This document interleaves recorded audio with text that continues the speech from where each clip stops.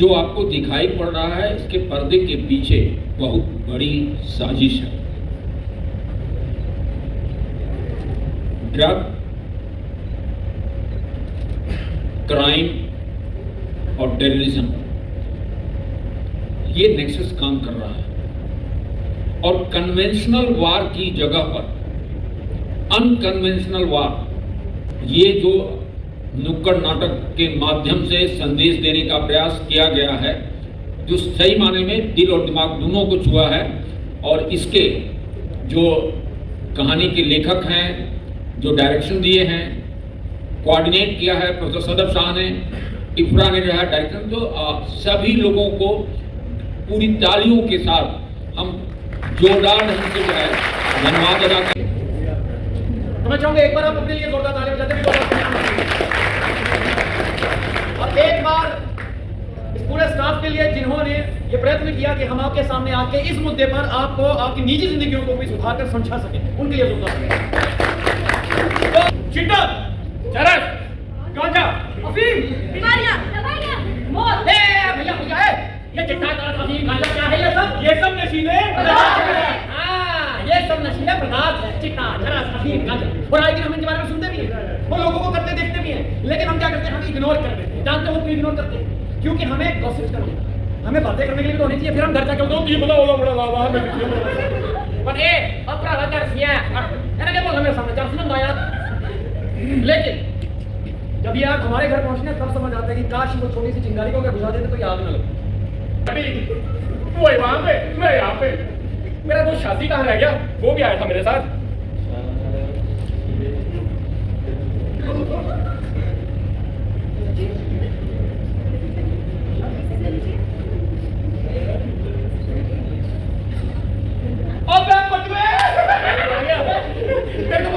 Madam attendance ले रही थी, कहती रोल नंबर 14। मैंने कहा यस मैम, मैं उधर बड़ी मैं जाऊंगा। ओ यार माल पीना यार बड़ी तलब हो रही है।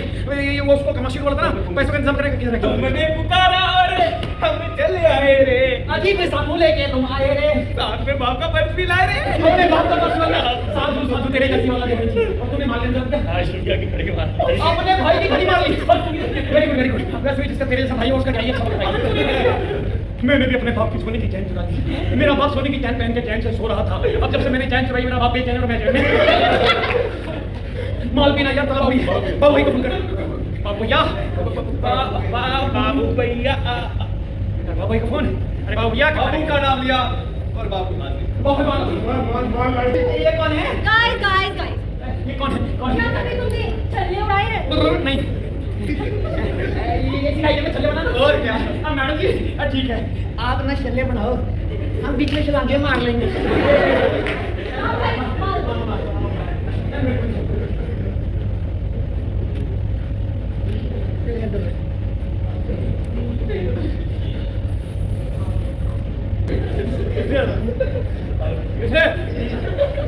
अब तुम्हारा भाई चार्ज बढ़ेगा। अमेरिका जाना? बैठ जा मेरे चाय में बैठ जा, मैं चार्ज स्टार्ट कर दूंगा।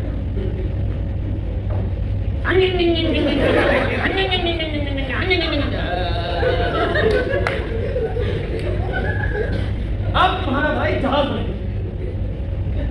कभी भी पहली बार नशा खरीद के नहीं करवाया, ऑफर किया था। और जब भी घर में हमारे भाई बहन कोई भी जरूरत से ज्यादा पैसे मांगने लगे तो समझ जाइए कहीं कुछ गड़बड़ है। हमारे बच्चे जब कुछ जरूरत से ज्यादा पैसों की डिमांड करें तो समझ जाइए कहीं कुछ गड़बड़ है। चलिए शुरू करते हैं। ऐसे नहीं है, वो एक तमीज होती है, तहजीब होती है यार पीने की। आप पहले ऐसे रखो, ऐसे रखो के दो छींटे, दो छींटे ऊपर, दो छींटे थल्ले, बस हो जाएगी। उसके बाद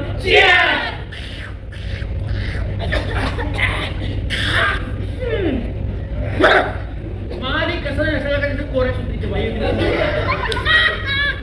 शेख के लिए हाय नहीं कर। मैं तो डर गई।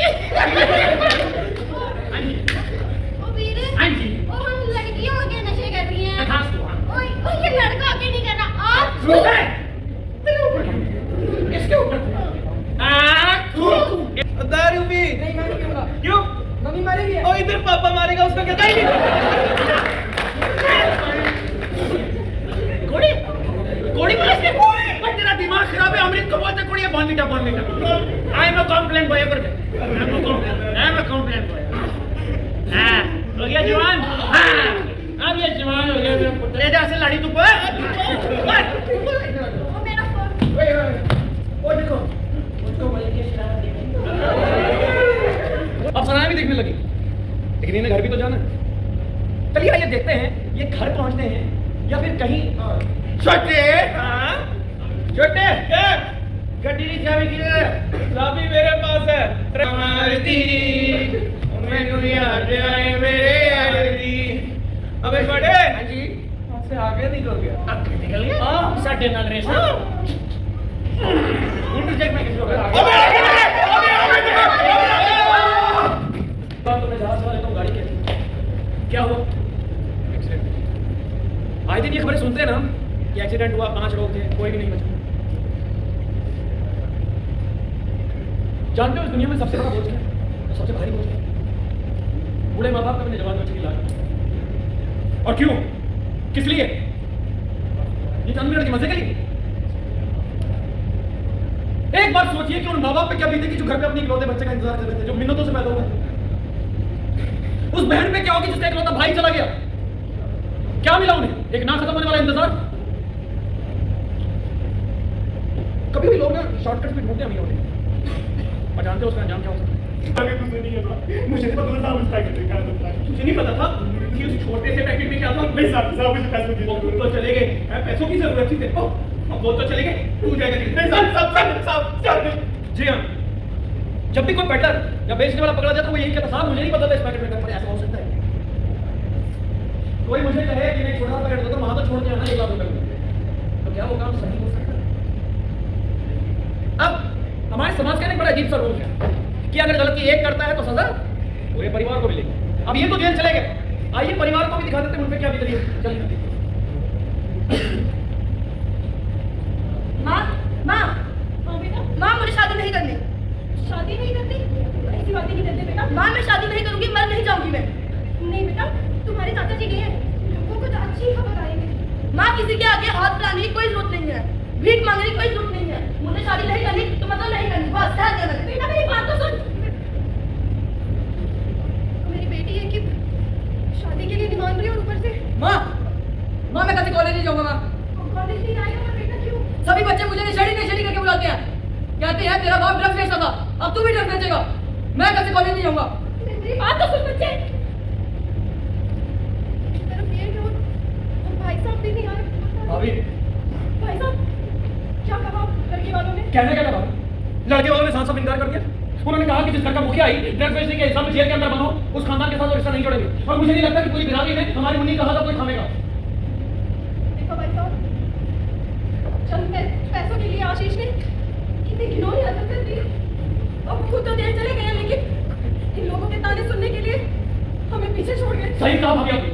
चंद पैसों के लालच में कि भैया ने इतना गिरा हुआ काम किया, वो खुद तो जेल चले गए, लेकिन पीछे छोड़ के रोता भी लगता परिवार। वो खुद तो चले लेकिन पीछे छोड़ के। और ये समाज का, हमारे समाज का नियम है कि अगर एक शख्स गलत है तो बस पूरा परिवार ऐसा हो। नहीं रहती कि हम किससे बात करें, अपनी माँ से, अपनी बेटी से, अपने बच्चे से, कहाँ पर है? क्यों? नशा हमारे सोचने और समझने की सलाहियत को खत्म कर देता है, उस कैपेबिलिटी को ही खत्म कर देता है। अच्छा ये तो था हमारे आसपास क्या असर पड़ेगा, लेकिन जो नशा करते हैं आप जानते हैं उनमें क्या असर होता है? आइए कुछ डॉक्टर्स को कुछ पेशेंट से मिलवाता हूँ। आइए। जाहिर सी बात है, जब ये सिगरेट पीते होंगे तो आप इन्हीं के साथ होते होंगे, और वही सिगरेट का धुआं आपके अंदर भी आता होगा। उसे हम पैसिव स्मोकिंग कहते हैं। जी हाँ, पैसिव स्मोकिंग। जब आपके आसपास कोई सिगरेट पी रहे होते हैं, गांजा वगैरह पी रहे होते हैं ना, तो वो अपने साथ साथ आपकी बॉडी को भी डैमेज कर रहा होता है। मालूम है क्यों? क्योंकि उसके अंदर से जो धुआं निकलता है वो आपके अंदर भी जाता है, जिसे हम पैसिव स्मोकिंग कहते हैं। क्या बार-बार इस्तेमाल करने से आप HIV पॉजिटिव पाए गए हैं? और पता है आपको एड्स है? नहीं डॉक्टर, ऐसा ही पॉसिबल मरने वाला है। आप बोल सकते हैं मुझे नहीं हो सकता। भाई साहब अब कुछ नहीं हो सकता, मैंने आपकी रिपोर्ट बहुत अच्छे से चेक की है। मैं मरने वाली बट डॉक्टर कहते हैं कि ये नशे की वजह चाहिए। मैं मरना नहीं चाहता, बहुत डर लग रहा है। गलती हो गई मुझसे। मैं मरना नहीं चाहता, जीना चाहता हूँ। एक बार बचा। माँ मुझे बताना है, बात तुमने मुझे रोका तो मैं नहीं रुका। मुझे बचा लो, जीना चाहता हूँ। वरना नहीं। मुझे बता, यकीनन हमारा कोई अपना इस जगह पे हो सकता है। अगर आज हमने रोका, समझाया, घृणा नहीं करनी, नफरत नहीं करनी। नशा एक बीमारी है जिसका इलाज होना बहुत जरूरी है, और उसका इलाज करवाइए। क्योंकि आज हम इग्नोर करेंगे तो हो सकता है कल कोई हमें इग्नोर कर रहा है। बहुत खूबसूरत सी 4 लाइनें आप सबके साथ साझा कर रहा हूँ कि दिलों में अगर खलिश है निकालो इसे, ये नफरत बुरी है ना पालो इसे, ना तेरा है ना मेरा है, ना इसका है ना उसका है, ये देश तो हम सबका है, तो आओ मिलके बचा लो इसे। विकसित भारत संकल्प और उसमें युवा करेक्ट। तो विकसित भारत संकल्प में एक हमारे प्रधानमंत्री जी का एक विजन है जो जिसको हमें ऑल ओवर इंडिया में हमें इसको इम्प्लीमेंट करना है। और हम शुक्रगुजार हैं हमारे वाइस चांसलर सर के, जिन्होंने इस विजन को बहुत अच्छे ढंग से हम 4 दिन के लिए जो प्रोग्राम बना रहे हैं उसमें पूरी तरह से हम आई होप इसमें हम पूरा खरा उतरेंगे।